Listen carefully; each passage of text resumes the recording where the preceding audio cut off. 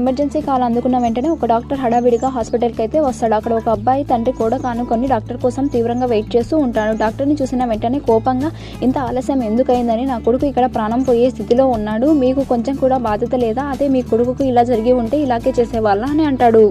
అది విన్న ఆ డాక్టర్ చిరునవ్వు నవ్వి ఏం మాట్లాడకుండా సర్జరీకి అయితే వెళ్తాడు.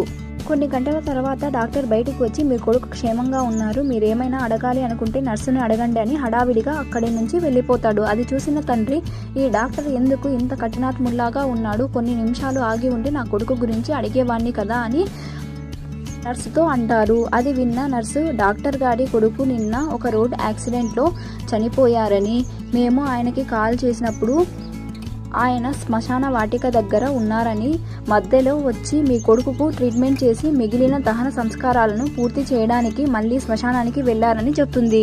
అందుకే ఎవరి పరిస్థితులు తెలుసుకోకుండా ఎవరిని నిందించకూడదు.